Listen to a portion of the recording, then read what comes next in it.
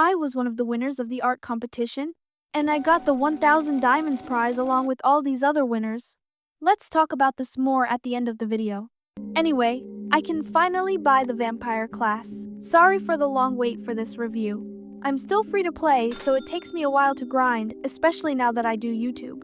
The mechanics of this class is very simple. You'll get a weapon and an armor just like the Cyborg and Poison Master class. Here's a comparison between the three.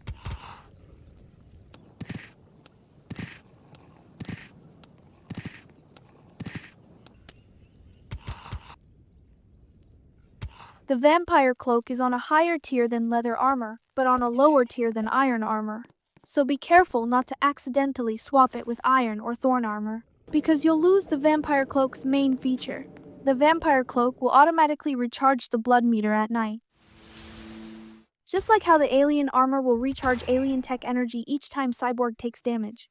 But for the Vampire Cloak, you don't have to take any damage. When the bar fills up, you will get a decent amount of your health back. Another way to fill up the blood meter is by damaging enemies using a melee weapon. It doesn't work with any ranged weapons, but that's probably for the best. The recharge amount scales with the damage. So imagine if it recharged with ranged weapons and you had yourself a laser cannon.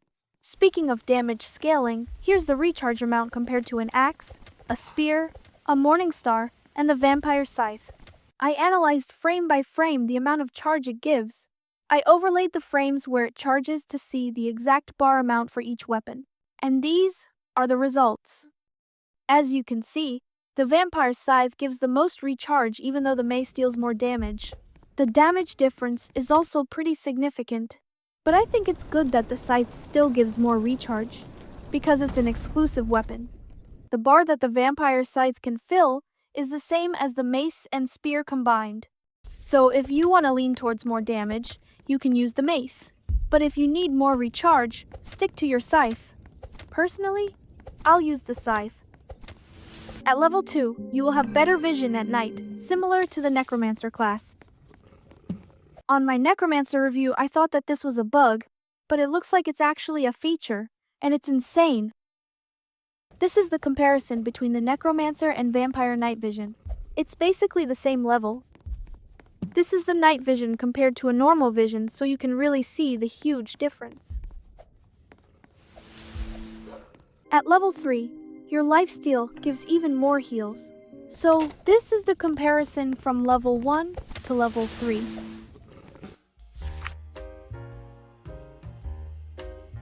This class is perfect for the caves update.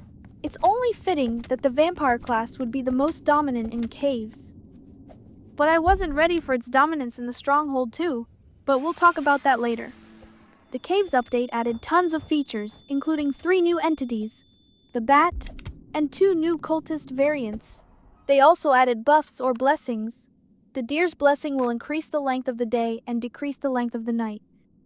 The Owl's Blessing will decrease the chances of rain, while the Ram's Blessing will decrease the chances of lightning.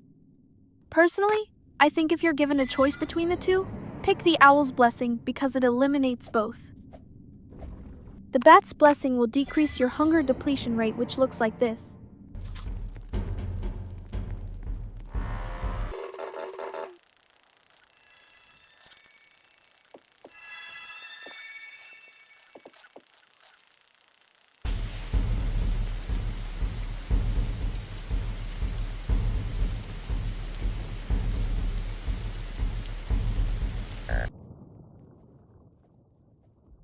There's a 1 minute and 5 second difference between these two. This is how much you can cover in that extra 1 minute of hunger.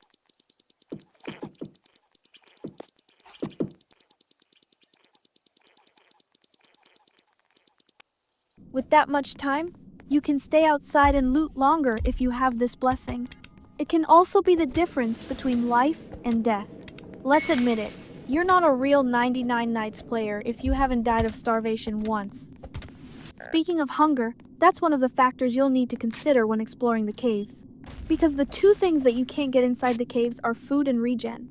If you want to avoid wasting or using up too many bandages, then this is where the vampire class comes in. You can literally speedrun the whole cave in about 4 to 5 minutes with this class. You can also use the witch class, but the damage is so much weaker and it'll take you significantly more time. The heal is also less, but it's better than nothing.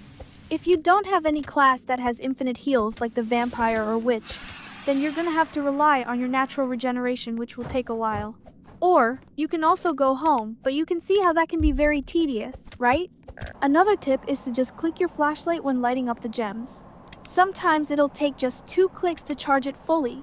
That'll conserve your battery life so much longer than holding it open. We can now also cancel the raids easily. Before, we needed to go to the Stronghold. But now, we can just go to the first cave entrance, which is way closer than the Stronghold. If the cutscene didn't trigger, that means that the raid got cancelled. There are some areas in the caves that are still sealed. I don't know if these are just decorations, but the devs did hint that we might get deeper regions of the caves on the next updates. Not only does the vampire dominate the underground, but it seems to also dominate on the surface. Now, in the past reviews, we've compared the classes and how fast they can clear the level 3 Stronghold. Cyborg has held the title of the fastest with a completion time of 4 minutes and 35 seconds. Not only did the vampire class beat Cyborg, but it completely shattered that record. It wasn't even close. The vampire class will finish this Stronghold at 1 minute and 55 seconds. That's a difference of 2 minutes and 40 seconds from Cyborg's time of 4 and 35. Or, here's another way to think about this.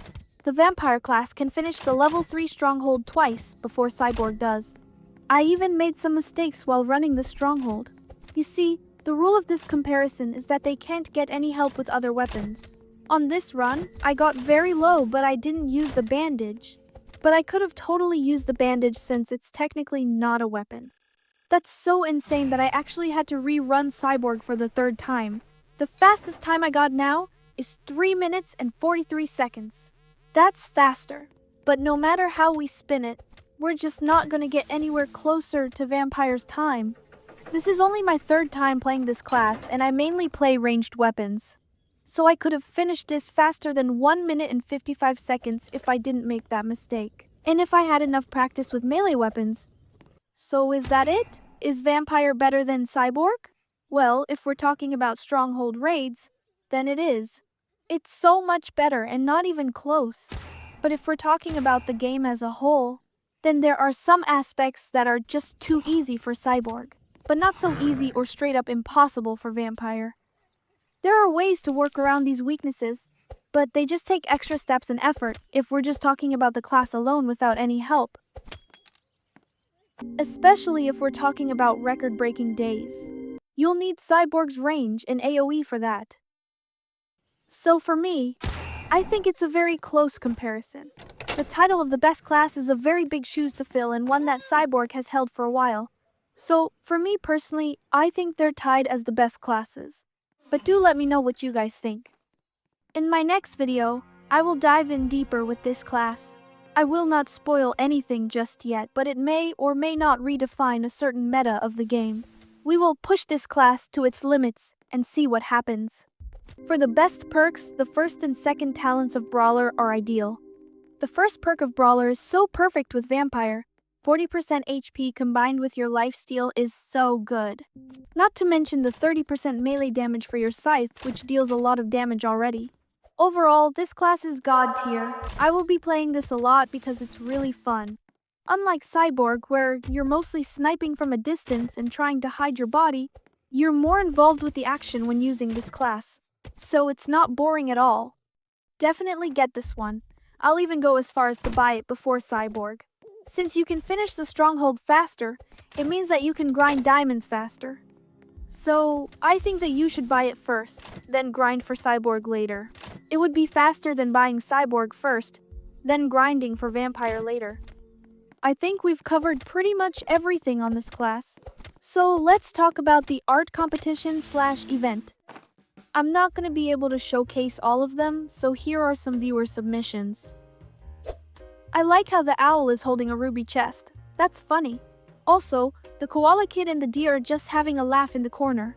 Everyone looks like they're having a good time and it's just wholesome. There's also a hidden message in this piece. I'll let you uncover that yourself. Looks like the artist is leaning towards the deer mom theory. It's a fan theory that the deer is actually the kid's mother. I also like the reflection on the water. That's good attention to detail. This one has a laser cannon versus Vampire Scythe, which is very fitting for this video. I think the artist can see the future and knew that I'll be making this video. This artist also has great attention to detail. I like it. Overall, it's very cute. Here's another viewer submission that actually won. The artist added a lot of characters in the background, but they made a lot of negative space here to frame the campers. I also like how the leaves are out of focus because it's closer to the camera. This artist understands composition and how to create depth. This one is not a viewer submission and also didn't win, but I just want to highlight it and give props to the artist because it's really good. And I honestly think that it should have won. The artist said that this is their interpretation of the theme, fall. This is really creative. The idea is creative, and the art itself is well drawn. They really understand how to create depth, composition, and how to use colors that works together. Overall, I love it so much. Special thanks to the organizers. They were very approachable and professional and really nice to talk to. Anyway, this is mine. It looks unfinished because it is unfinished. I wish I had more time to work on this. I was too busy with other things, and on my free time, I touched grass a little too much. But I'm pretty happy with what I got, especially with the limited time that I had. But what do you guys think? Anyway, if there are more art competitions on the server, I'll make sure to cover it again so that you guys are always informed. Thank you for watching. I hope that everything that we talked about here has helped you or entertained you. As always, see you on the next one. Bye-bye!